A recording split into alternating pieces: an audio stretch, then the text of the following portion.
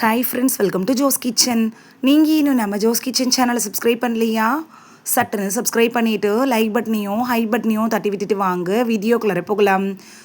நம்ம இன்றைக்கி சோம்பை வெறுமனை சாப்பிட்றதுனால கிடைக்கக்கூடிய ஆரோக்கிய நன்மைகள் என்னென்ன அப்படிங்கிறத பற்றியும், சோம்பு தண்ணி குடிக்கிறதுனால நமக்கு கிடைக்கக்கூடிய நன்மைகள் என்ன அப்படின்னு எல்லாத்த பற்றியும் தெளிவாக பார்க்க போகிறோம். இந்த ஒரு வீடியோ உங்களோட ஹெல்த்தையே சேஞ்ச் பண்ணலாம். ஸோ வீடியோவை ஸ்கிப் பண்ணாமல் பாருங்கள் ஃப்ரெண்ட்ஸ். வாங்க வீடியோக்குள்ளே போகலாம். உங்களுக்கு சோம்பு பிடிக்கும் அப்படின்னா ரெட் ஹார்ட் கமெண்ட் பண்ணுங்கள். சோம்பு அப்படிங்கிறது நறுமணம், மருத்துவ குணங்கள் நிறைந்த ஒரு இயற்கையான மசாலா பொருள் தாங்க. இதை தினசரி அளவோடு நீங்கள் பயன்படுத்தினா நிறைய ஆரோக்கிய நன்மைகள் கிடைக்கும்.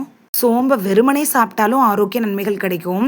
அப்படி இல்லைன்னா சோம்பை நைட்டு முழுக்க தண்ணியில் ஊற வச்சுட்டு மறுநாள் காலையில் அந்த தண்ணியை குடிக்கிறதுனாலையும் உங்களுக்கு நிறைய நன்மைகள் கிடைக்கும்.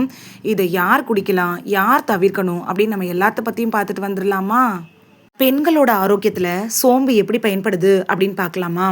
மாதவிடாய் காலங்களில் பெண்களுக்கு வரக்கூடிய வயிற்று வலியை போக்குறதுக்கு நீங்கள் கோக்கு, பெப்சி இது மாதிரி குடிக்கிறதுக்கு பதிலாக சோம்பு தண்ணி குடித்தாலே போதும், உங்களுக்கு வயிற்று வலி குணமாகும். பழைய காலத்தில் நம்மளோட பாட்டிகள்லாம் சொல்லி கேள்விப்பட்டிருப்பீங்க, சோம்பு தண்ணி மாதவிடாய் காலத்தில் குடிக்கிறப்ப வயிற்று வலியை அதை குணமாக்கும்னு. அது மட்டும் இல்லாமல் இது ஸ்கின்னை நல்லா க்ளோ ஆக்குறதுக்கும் உதவியாக இருக்கும். சோம்பு தண்ணியவோ இல்லை சோம்பையோ நீங்கள் சோம்பு தண்ணியை குடிக்கிறதா இருந்தாலும் சரிதான், இல்லை நீங்கள் பச்சையாக சோம்பை சாப்பிட்டீங்கனாலோ முகத்தில் இருக்கக்கூடிய pimples, black marks, blackheads இதெல்லாம் அது சரி பண்ணும். டேனை கூட ரிமூவ் பண்ணுறதுக்கு சோம்பு உங்களுக்கு உதவியாக இருக்குங்க. ஸ்கின்னை நல்லா க்ளோவாக்கும்.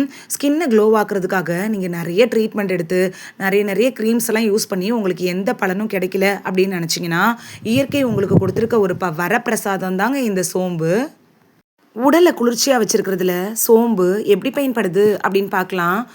நீங்கள் கோடை காலத்தில் உடல் வெப்பத்தால் ரொம்ப பாதிக்கப்படுவீங்க. அதாவது உடல் சூடு அதிகமாக இருக்கிறவங்களுக்கு முகத்துலலாம் கட்டிகள் மாதிரி கூட வர ஆரம்பிச்சிடும். உடம்பு சூடு அதிகரிக்க சிறுநீர் கழிக்கிறப்ப எரிச்சல் இது மாதிரியான பிரச்சனைகளும் வர ஆரம்பிக்கும். இதுக்காக நீங்கள் நிறையா என்ன பண்ணணும்னா, நீர்ச்சத்து நிறைந்த காய்கறிகள், பழங்கள்லாம் எடுத்துக்கணும். அதோடையே இந்த சோம்பை நீங்கள் உணவில் அதிகமாக சேர்த்துக்கிறது நல்லது. சோம்பு தண்ணி நீங்கள் டெய்லி குடிக்கிறப்ப உடல் சூடு அதை ஓட விரட்டுறதுக்கு இந்த கோடை காலத்தில் பயனுள்ளதாக இருக்குங்க. அது மட்டும் இல்லாமல் காலையில் நீங்கள் வெறும் வயிற்றுல சோம்பு தண்ணியை குடிச்சிட்டிங்கன்னா புத்துணர்ச்சி உங்களுக்கு தரும். கோடை காலத்தில் உடல் சூட்டை தணிச்சு பிரிஸ்காக வச்சுக்கிறதுக்கும் எனர்ஜெட்டிக்காக இருக்கிறதுக்கு கூட உதவியாக இருக்கும்.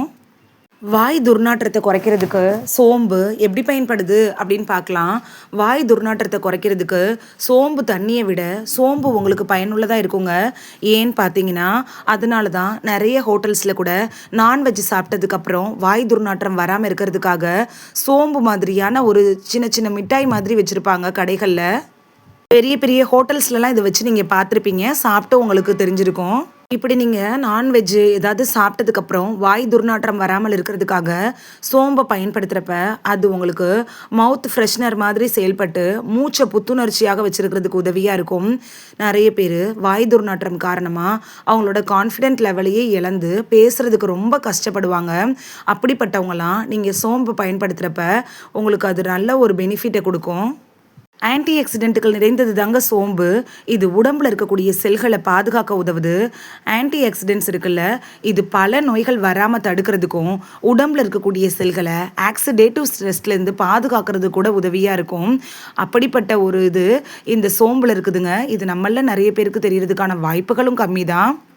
உடல் எடையை குறைக்கிறதுக்கு சோம்பு எப்படி பயன்படுது அப்படின்னு பார்க்கலாம். நீங்கள் சோம்பை பயன்படுத்துகிறப்ப உங்களுக்கு பசி ஓரளவுக்கு குறைஞ்சி ரொம்ப நேரம் வயிறு நிறைந்த உணர்வை கொடுக்கும்.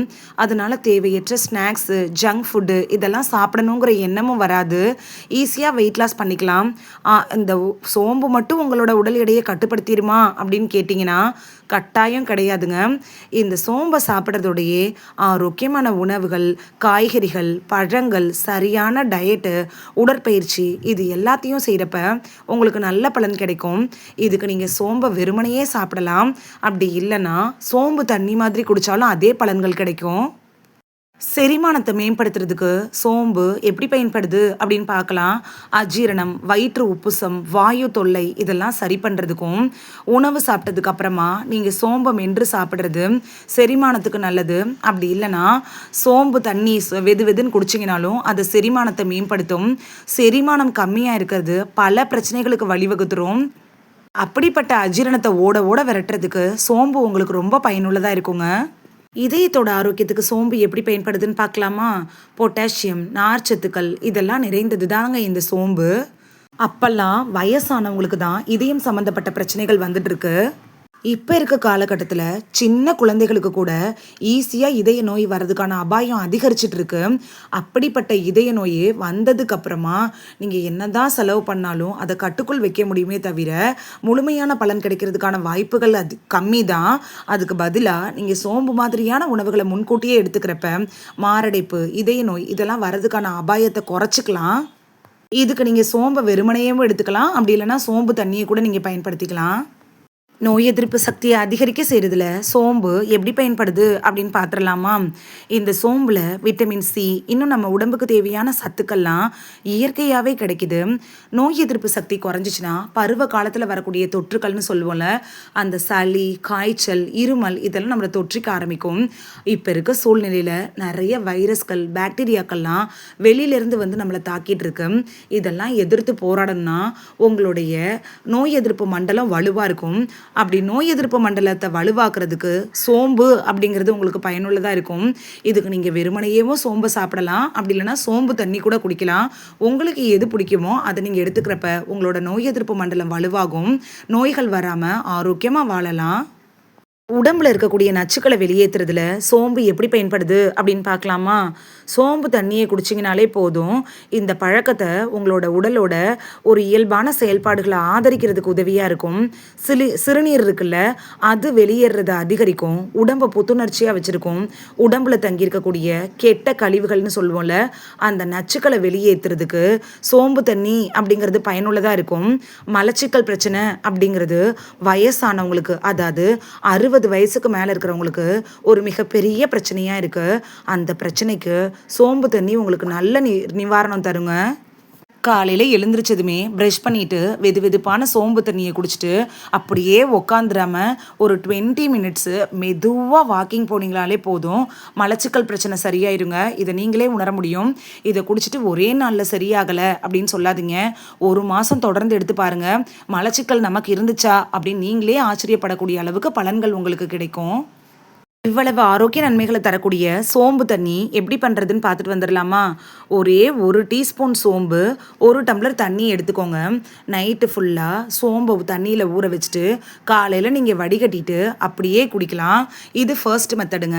செகண்ட் மெத்தட் என்ன அப்படின்னு பார்த்தீங்கன்னா, 1 டீஸ்பூன் சோம்பை 1.5 டம்ளர் தண்ணியில் போட்டு நல்லா கொதிக்க வச்சுட்டு, அதாவது 5 நிமிஷம் கொதிக்க வச்சிங்கன்னா தண்ணியோட கலர் சேஞ்ச் ஆனதுக்கப்புறமா ஆஃப் பண்ணிவிட்டு வடிகட்டி வெதுப்பாக நீங்கள் குடிக்கலாம். சோம்பை எப்படி வெறுமனே சாப்பிட்றது அப்படிங்கிறத பார்த்துடலாமா? உணவுக்கு அப்புறமா அரை அப்படி இல்லைன்னா ஒரே 1 டீஸ்பூன் சோம்பை வாயில் போட்டு மென்று சாப்பிடலாம். இது நிறைய பேருக்கு பிடிக்கும். இல்லைனா ஹோட்டல்ஸில் வச்சுருப்பாங்கள்ல, அந்த மாதிரி மிட்டாய் கூட நீங்கள் சாப்பிடலாம். சுகர் இருக்கிறவங்க மட்டும் இந்த மிட்டாயை அவாய்ட் பண்ணிடுறது நல்லது. சோம்பு உள்ளார் இருக்கும், அதுக்கு மேலே ஒயிட் கலரில் மிட்டாய் இருக்கும். சோம்பு தண்ணி குடிக்கிறப்ப கால் வலி, மூட்டு வலி இது மாதிரியான பிரச்சனைகள் கூட வராமல் தடுத்துக்கலாம். யாரெல்லாம் சோம்பை சாப்பிட்றப்பையோ சோம்பு தண்ணி குடிக்கிறப்பையோ கவனமாக இருக்கணும் அப்படிங்கிறத பார்த்துட்டு வந்துடலாமா? கர்ப்பிணி பெண்கள், நாள்பட்ட நோய்களுக்காக ட்ரீட்மெண்ட் எடுத்துகிட்டு இருக்கிறவங்க, நீங்களாம் கட்டாயம் டாக்டர்கிட்ட அட்வைஸ் வாங்கிட்டு அதுக்கப்புறமா சோம்பு தண்ணி எடுத்துக்கிறது நல்லது. சோம்பு ரொம்ப நல்லது தாங்க. ஆனால் அளவுக்கு மிஞ்சினால் அமுதமும் நஞ்சு அப்படிங்கிற பழமொழி சோம்புக்கும் பொருந்தும். அதனால ஒரு நாளைக்கு ஒரே 1 டீஸ்பூன் சோம்புங்கிறதே உங்களுக்கு போதுமானதாக இருக்கும். அதுக்கு மேலே எடுக்க வேணாம்.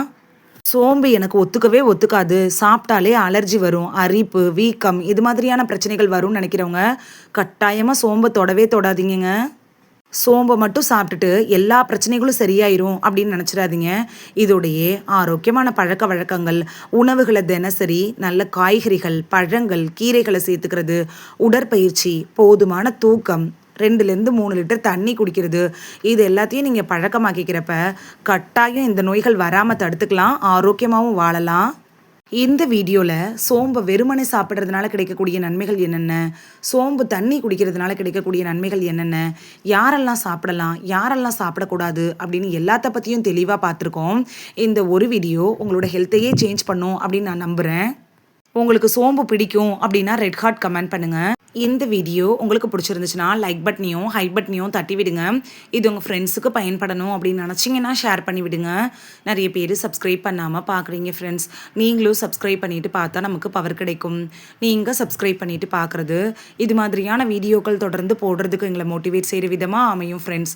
சப்ஸ்கிரைப் பண்ணுறதோடு மட்டும் இல்லாமல் பக்கத்தில் இருக்க பெல் ஐக்கானை கிளிக் பண்ணி ஆளுங்கிற ஆப்ஷனை கிளிக் பண்ணி வச்சிட்டிங்கன்னா நாங்கள் வீடியோ போட்ட உடனே நோட்டிஃபிகேஷன் உங்கள் செல்ஃபோனை வந்தடையும்.